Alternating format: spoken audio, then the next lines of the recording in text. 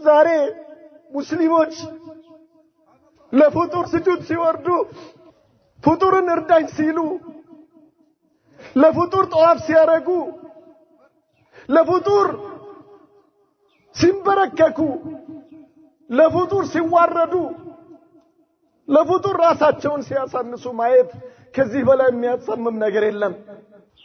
ያ አላህ አላህን ካወቅን በኋላ ነብዩን ካወቅን በኋላ የነብዩን ዲን ካወቅን በኋላ ላኢላሃ ኢላላህን ካወቅን በኋላ ማሁል ኢስላም ምንድነው እስልምና? ምንድነው ነብዩ ይዘውት የመጡት ዲን?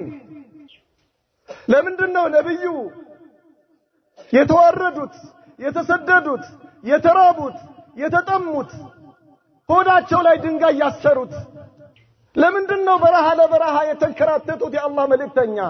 ለምንድነው ነብዩ መሐመድ ሰለላሁ ዐለይሂ ወሰለም ድግምተኛ የተባሉት፣ ጠንቋይ የተባሉት? ለምንድነው የተሰደቡት? ለምንድነው የተደበደቡት? ለምንድነው የተጠሙት? ለምንድነው የተራቡት? የመካ ከሃዲያን የአላህን መልእክተኛ ነብዩ መሐመድን ከመካ ያባረሯቸው፣ ያንገላቷቸው፣ ያሳደዷቸው፣ በጦር ጥርሳቸው የተሰበረው፣ ደማቸው የፈሰሰው لماذا? ለምን? አላህ ለምንድነው የላካቸው? ቀብር ማምለክ ሐቅ ቢሆን ኖሮ ለምን ተሰደዱ ነብዩ? ለምን ከህዝቦቻቸው ጋር ተጣሉ? ለምን ሁሉም አያከብራቸውም ነበር? ትክክል ናቸው ለምን አይሉም ነበር?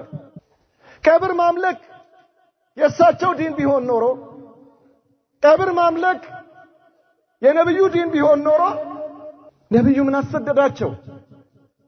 ለምን ደማቸው ፈሰሰ? ለምን ተራቡ? ለምን ተሰደዱ? ሷሃባዎቻቸው ለምንድነው የተሰደዱት? ለምንድነው የተራቡት? ለምንድነው የተጠሙት? ለምንድነው የተወጉት? ለምንድነው የተከታተፉት? ሐቅ ቢሆን ኖሮ ባጢል ስለሆነ አይደለም እንዴ?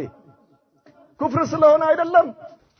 አላህ ነብዩን የላከው ሰዎች አላህን እንዲያመልኩ አይደለም እንዴ? ከአላህ ውጭ ያለን ነገር እንዳያመልኩ አይደለም? ወማ አርሰልና ሚን ቀብሊከ ሚን ረሱልን ኢላ ኑሒ ኢለይሂ አነሁ ላ ኢላሃ ኢላ አነ ፈዕቡዱን። ካንተ በፊት መልእክተኛ አላክንም አላቸው ለነብዩ መሐመድ ሰለላሁ ዐለይሂ ወሰለም። ኢላ ኑሒ ኢለይሂ ወደሱ ወህይ የምናወርድ ቢሆን እንጂ አነሁ ነገሩ ላ ኢላሃ ኢላ አነ ፈዕቡዱን